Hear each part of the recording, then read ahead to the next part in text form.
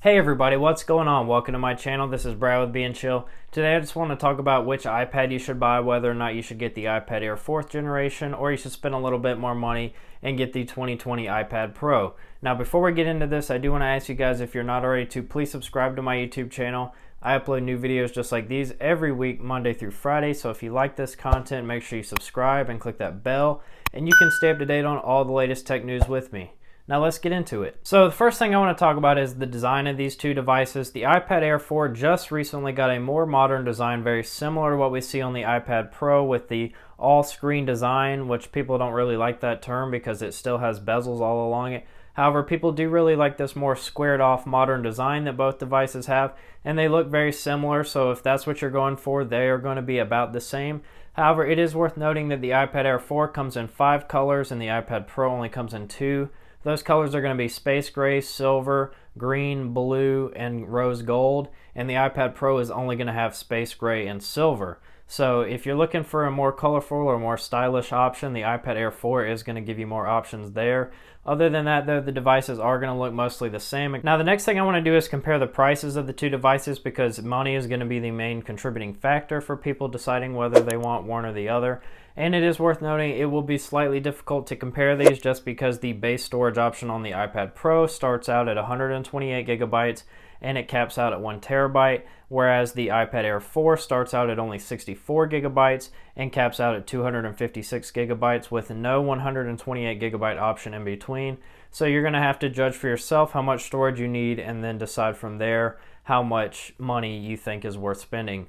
So for starters, the iPad Pro 11-inch is going to start out at a price of $799 for the 128 gigabyte option, and if you want the 256 gigabyte option, it's going to go up to $899 US. And the iPad Pro 12.9-inch model is going to start out at $999 US for the 128 gigabyte option, and if you want the 256 gigabyte option, you're going to spend about $1,099 US. And then lastly, the iPad Air 4 is going to start out at a price of only $599 US for the 64 gigabyte option, and it's going to go up to $749 for the 256 gigabyte option. So right off the bat, if we look at the most comparable options, which is going to be the 256 gigabyte iPad Pro 11-inch model, and compare that to the 256 gigabyte iPad Pro, you're saving about $150 by going with the iPad Air over the iPad Pro. And it is worth noting here that, like I said, that the iPad Pros can go up to 1 terabyte of storage and the iPad Air 4 can only go up to 256 gigabytes. So if you really need a lot of internal storage like 512 or 1 terabyte, then the iPad Pro is going to be your only option and you really won't need to look any further into this. Moving on to the security features, the iPad Air 4 is going to have Touch ID inside of the power button on the top of the device. However, it is going to lack Face ID, which the iPad Pro does have. They definitely cut the sensors out of this device just to save some money. However, the iPad Pro does not have Touch ID, so if you like one or the other, that may be a deciding factor for you. And if you don't really care, then we can just move along to the next portion, which is going to be the speaker system. So the iPad Air 4 is going to only have stereo speakers, where the iPad Pro is going to have quad speakers. So the speakers on the iPad Pro are going to sound a lot better than on the iPad Air 4. However, I don't really use the speakers on these devices that much, but if you are one person that does, then you're going to want to take a look at the iPad Pro here. Now, they both have compatibility with the Magic Keyboard and the Apple Pencil 2nd generation, so you won't have to worry about picking one or the other here. Now, moving on to charging and dongles, I do want to say that both of these devices have a USB-C port on them, so they're going to support these same USB-C dongles, whether or not you want to connect an external monitor or you want to use, a mouse and keyboard attached to a USB-C dongle or any other USB-C dongle you can think of. It will work on both of these devices. And they will both support Apple Sidecar, so if you do want to use these as another monitor for your MacBook, you can do that with both of these as well. And the only real difference between these on charging anyways is going to be the iPad Air 4 coming with a 20 watt charging brick in the box and the iPad Pro only coming with an 18 watt charging brick. Not really a big deal, but it is a slight advantage for the iPad Air 4. However, if you get the iPad Pro and you want the faster charging brick, you can buy them from Apple directly for $19. Now, I do want to move on to the display now. This is going to be the biggest deciding factor for most people because the iPad Pro has a 120 Hz ProMotion display and the iPad Air 4 is going to lag behind with only a 60 Hz refresh rate. However, if you don't know what 120 Hz is, or you don't already have a 120 Hz phone or something like that, you will be very okay with the 60 Hz display. And I'd say very few users are actually going to be able to take full advantage of that, if any. But it is mostly just a premium feature that is nice to have. However, you will definitely not be missing out on anything too important if you don't have it. But there is going to be a lot of people out there who really want that and are willing to spend the extra money to get it. Now, also talking about the screen, they do have a very similar resolution, although slightly different. However, it is important to note that they all have a 264 pixels per inch, so it is going to look very good on all of these screens. And then moving on to the brightness, the iPad Air 4 is only going to have 500 nits max brightness, where the iPad Pro is going to be a little bit brighter at 600 nits max brightness. Now, moving on from the screen to the battery life of these devices, they are all going to have the same battery life. It's going to be about 10 hours of surfing the web, and it's going to be about 9 hours of surfing the web if you're doing it on cellular, if you get the cellular options on these iPads. But it is going to be pretty much the same. Although the batteries in these devices might be slightly different sizes, you're going to get about the same performance out of all of them, which is important to note because the better display and higher refresh rate on the iPad Pro is definitely going to consume more battery than the display on the iPad Air 4. Moving on to the camera systems in these devices, the iPad Pro and the iPad Air are both going to have a 12 megapixel wide camera. However, the iPad Pro is going to have a 10 megapixel ultra wide camera as well as a flash, which is both going to be missing on the iPad Air 4. Now, the LiDAR scanner is also present on the iPad Pro. However, I would argue that for most people this feature is not really necessary.